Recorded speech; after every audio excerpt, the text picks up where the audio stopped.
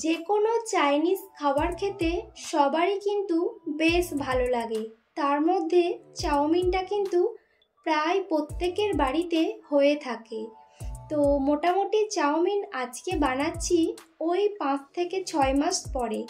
তবে নর্মাল যে চাউমিন ঠিক ওইভাবে নয়, যেহেতু আমি ডায়েট করি তো সেই জন্য আর কি চাউমিনটা একটু অন্যরকমভাবে বানাবো। আর কি দিয়ে বানাচ্ছি সেটাও শেয়ার করব। এখানে এই যে দেখুন, আপনারা যে চাউমিনটা দেখতে পাচ্ছেন এটা কিন্তু পুরোটা আটার চাউমিন, কোনো রকম ময়দা কিন্তু এখানে নেই। তো প্রথমেই ঠান্ডা জল দিয়ে ভিজিয়ে রাখবো প্রায় মোটামুটি 1 ঘন্টার কাছাকাছি। তারপর এখানে দেখুন বেশ কিছুটা আমি সয়াবিন ভিজিয়ে রেখেছিলাম, তো ওটাকেই আর কি খুব ছোট ছোট করে কেটে নেব। এখন যে চাউমিনটা বানাচ্ছি এটা কিন্তু একেবারেই একটা হেলদি, কোনো রকম কিন্তু খারাপ কিছু তেল মশলা অথবা কোনো এক্সট্রা করে মশলা আমি এখানে ব্যবহার করব না।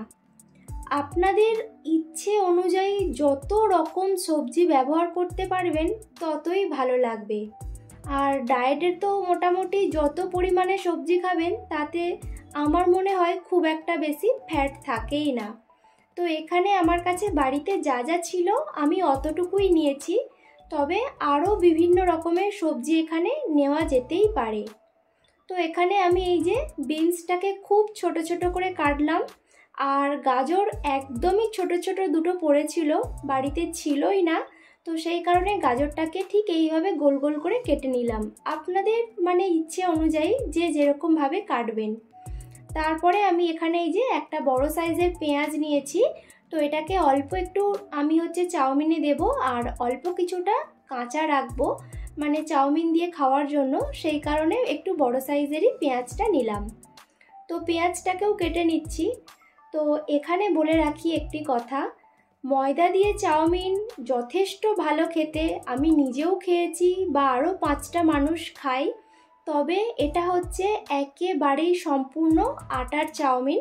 আর এখানে আমার তেলের পরিমাণটা দেখলেন, খুবই অল্প পরিমাণে তেল দিয়েছি আর গ্যাসটাকে কিন্তু একেবারেই লো ফ্লেমে রেখে দিয়েছি। তার মধ্যে আমি এখানে এই যে বিনস আর গাজরটাকে দিয়ে দিলাম, অল্প পরিমাণে একটু নুন দিলাম। তারপরে এই যে সয়াবিনটাকেও দিয়ে দিচ্ছি, ঢাকনা দিয়ে দিয়ে কিন্তু আমি এটাকে লো হিটে সেদ্ধ করে নেব আর একটু ভাজা ভাজাও হয়ে যাবে। এই যে এখানে অল্প পরিমাণে একটু পেঁয়াজও দিয়ে দিচ্ছি।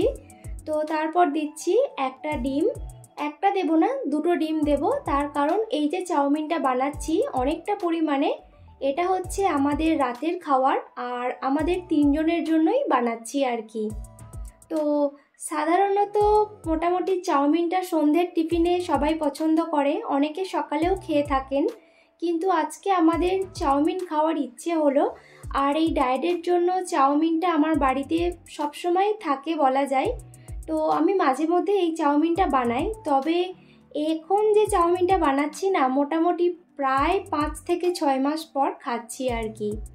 তো যাই হোক, তো এখানে দেখুন ওই যে প্যাকেটের মধ্যে যতটুকু মশলা ছিল আর এই মশলাটার মধ্যে তেমন কোনো এক্সট্রা মশলা নেই, একটু জিরে, ধনিয়া, গোলমরিচ এইসবই আর কি গুঁড়ো করে রাখা থাকে।